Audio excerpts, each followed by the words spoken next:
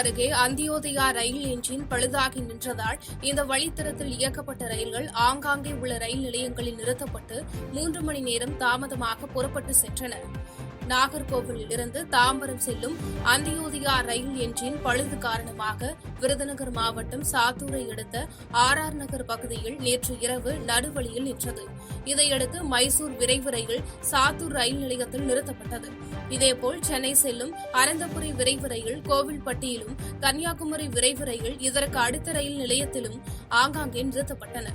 இதையடுத்து ரயில் நிலையங்களில் காத்திருந்த விரைவு ரயில்கள் சுமார் 3 மணி நேரம் தாமதமாக புறப்பட்டு சென்றதால் பயணிகள் அவதிப்பட்டனர். கோவில்பட்டி அருகே தேசிய நெடுஞ்சாலையில் 2 கார்கள் நேருக்கு நேர் மோதிய விபத்தில் 2 பேர் உயிரிழந்தனர். தூத்துக்குடி மாவட்டம் கோவில்பட்டியில் நடைபெற்ற விபத்தில் திருநெல்வேலி NGO காலனியைச் சேர்ந்த ராதாகிருஷ்ணன் மற்றும் அவரது மனைவி கவிதா ஆகிய இருவரும் சிவகாசி சென்றுவிட்டு திருநெல்வேலி நோக்கி மதுரை கன்னியாகுமரி தேசிய நெடுஞ்சாலையில் காரில் சென்று கொண்டிருந்தனர். காரை முத்துக்குமார் என்பவர் ஓட்டி வந்த நிலையில் கோவில்பட்டி அருகே வந்தபோது எதிரே அதிவேகத்தில் வந்த மற்றொரு கார் கட்டுப்பாட்டை இழந்து மோதியது. இதில் கார் ஓட்டுநர் முத்துக்குமார், ராதாகிருஷ்ணன் சம்பவ இடத்திலேயே உயிரிழந்தனர். கவிதா மற்றும் மற்றொரு காரில் வந்த மந்திரமூர்த்தி ஆகிய இருவரும் படுகாயமடைந்த நிலையில் சம்பவ இடத்திற்கு வந்த கோவில்பட்டி போலீசார் காயமடைந்தவர்களை மீட்டு சிகிச்சைக்காக அரசு மருத்துவமனைக்கு அனுப்பி வைத்தனர். மேலும் இந்த விபத்து குறித்து விசாரணை மேற்கொண்டு வருகின்றனர். தஞ்சாவூர் அருகே பிள்ளையார்பட்டி திருவையாறு சாலையில் திமுக கட்சிக் கொடியை ஊன்றும் பணியில் ஈடுபட்டிருந்த 2 தொழிலாளர்கள் மின்சாரம் தாக்கி உயிரிழந்த சம்பவம் அதிர்ச்சியை ஏற்படுத்தியுள்ளது. தஞ்சாவூர் அருகே பிள்ளையார்பட்டி திருவையாறு பைபாஸ் பகுதியில் அமைந்துள்ள தனியார் திருமண மண்டபத்தில் திமுக நிர்வாகி துரை ஜெயக்குமார் திருமண நிகழ்ச்சி நடைபெற்றது. இந்த திருமண விழாவில் துணை முதலமைச்சர் உதயநிதி ஸ்டாலின் பங்கேற்கும் நிலையில் திருமண மண்டபத்தின் அருகில் இரும்பு குழாயில் திமுக கொடியை ஊன்றும் பணியில் தொழிலாளர்கள் ஈடுபட்டிருந்தனர்.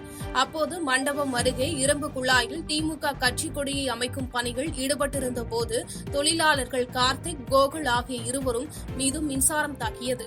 இதில் இருவரும் தூக்கி வீசப்பட்டு படுகாயமடைந்த நிலையில் ஆம்புலன்ஸ் மூலம் மருத்துவமனைக்கு செல்லும் வழியில் பரிதாபமாக உயிரிழந்தனர். மேலும் இச்சம்பவம் குறித்து போலீசார் வழக்கு பதிவு செய்து விசாரணை மேற்கொண்டுள்ளனர். காங்கிரஸ் கட்சி எப்படியாவது விஜயுடன் போவதற்கு பேச்சுவார்த்தை நடத்திவிட்டு முடியாமல் திமுகவுடன் செல்கிறார்கள் என நயினார் நாகேந்திரன் விமர்சித்துள்ளார்.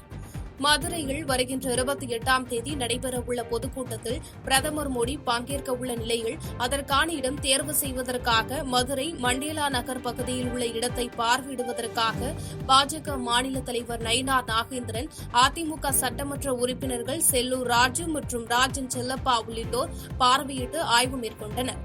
இதனைத் தொடர்ந்து செய்தியாளர்களை சந்தித்த பாஜக மாநில தலைவர் நயினார் நாகேந்திரன், தமிழகத்தில் காங்கிரஸ் கட்சி தனியா நிற்க முடியுமா என கேள்வி எழுப்பிய அவர், எப்படியாவது விஜயுடன் போவதற்கு பேச்சுவார்த்தை நடத்திவிட்டு முடியாமல் திமுகவுடன் செல்கிறார்கள் என விமர்சித்து பேசினார்.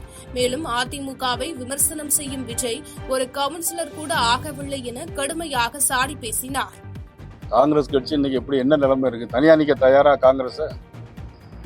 இன்னைக்கு எல்லா கட்சியும் தயாரா நிக்குமா? தமிழ்நாட்டில் காங்கிரஸ் தனியா நிக்க முடியுமா? எவ்வளவோ பேச்சுவார்த்தை நடத்தினாங்க. எப்படியாவது விஜய் கூட போயிடலான்னு பேச்சுவார்த்தை நடத்தினாங்க. முடியாம இன்னைக்கு திமுக கூட்டணியில் வந்து எடுத்துக்கிறாங்க. அதுதான் உண்மை. இல்ல அதிமுக விமர்சனம் பண்றதற்கு விஜய்க்கு என்ன தகுதி இருக்கிறது? ஒரு கவுன்சிலர் கூட ஆகல.